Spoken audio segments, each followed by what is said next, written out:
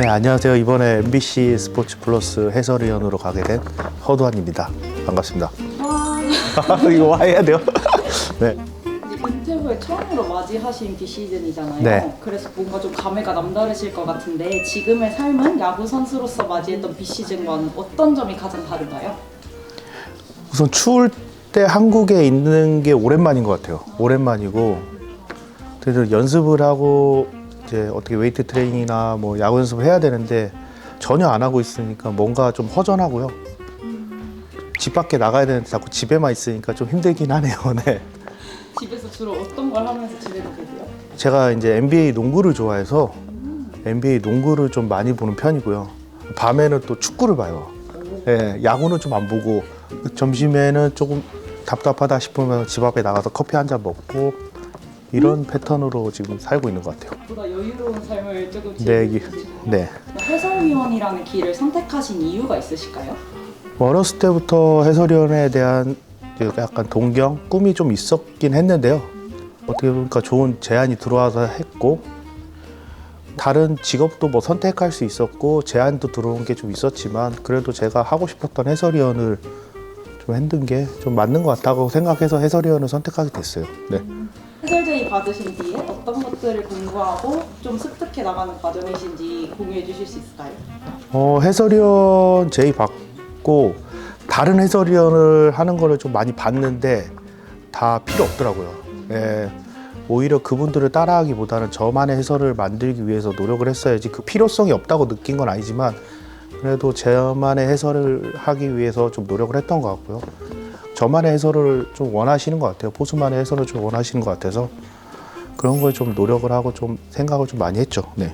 이제 18년 동안 선수 생활을 하셨는데 그동안 한국 시리즈 우승을 3차례나 경험하셨잖아요. 네. 각 우승 순간마다 어떤 감정을 느꼈는지 좀 공유해 주실 수 있나요? 어떻게 됐든 SK 때는 첫 우승이었는데 마지막 포수에서 제가 나가서 엄청 기분은 좋았죠. 근데 사람들 말이 좀 생각이 나더라고요. 우승하고 나서 제가 뭐 삼진을 받고 뭐 뛰어갈 때 공을 던지면 안 된다. 공을 항상 갖고 있어라. 아니면 뒷주머니 넣어라. 근데 그걸 잘 이행해서 그 공은 지금 청라돔으로 나중에 옮겨갈 예정이라고 들었고요. 그렇지만 우승하고 나서 한 1분, 2분 정도 좋았던 것 같아요. 그냥 너무 이제 얼싸안고 끌어안잖아요. 스파이크에 발이 너무 밟혀요. 너무 아파요, 그게. 그러고 나서 너무 춥기 때문에 한 2, 3분 정도? 그 정도는 좋았다고 생각하고 KT 때도 KT가 그렇게 우승 전력이 아니었는데 선수들과 좀 똘똘 뭉쳐서 좋은 결과를 좀 냈던 게 오히려 좀 가슴에 남고요. LG 때는 29년 만에 우승을 했으니까 어떻게 좀 감회가 좀 남다르긴 한데요. LG에서 우승할 때 조금 그래도 보탬이 됐다는 자체가 좀 저한테 기분이 좀 좋죠. 네. 선수 생활을 이렇게 긴 시간 동안 이어나갈 수 있게 해줬던 원동력은 뭐였나요? 모르겠어요. 1년 1년을 어떻게든 이어나가야 되겠다는 생각밖에 없었죠. 어릴 때는 좀 시합을 나가고 1군에 있었을 때는 당연하다고 생각한 경우가 있었는데 어느 순간부터는 내년에 야구할 수 있을까라는 생각이 좀 많았거든요. 그때마다 팀이 성적이 되게 좋았어요. 네. 그렇기 때문에 1년을 더 연장을 할 수 있었고 포수라 좀 오래 한 것도 좀 있고 그다음에 감독 코치도 잘 만난 경우도 좀 있고요. 근데 선수들을 좀 잘 만나긴 했어요. 야구 선수 허두환으로 보냈던 시간을 한 문장으로 요약한다면 어떻게 표현하고 싶으신가요? 살아남는 자가 강한 자다. 예. 어떻게 됐든 야구 길게 하고 좀 오랫동안 하는 사람들이 강자라고 생각해요. 그게 어린 선수들이 처음에는 야구를 잘하고 하고 싶겠지만 나중에 되면은 1, 2년 하고 이제 그만둔 선수 많거든요. 그런 선수보다 18년, 19년, 20년 이렇게 하는 선수들이 강한 자라고 저는 생각합니다. 네. 네, 인생의 좌우명으로 삼는 말이 있으신가요? 좌우명 없어요. 없고요. 왜 없냐면은 있는 사람도 있고 없는 사람도 있겠죠.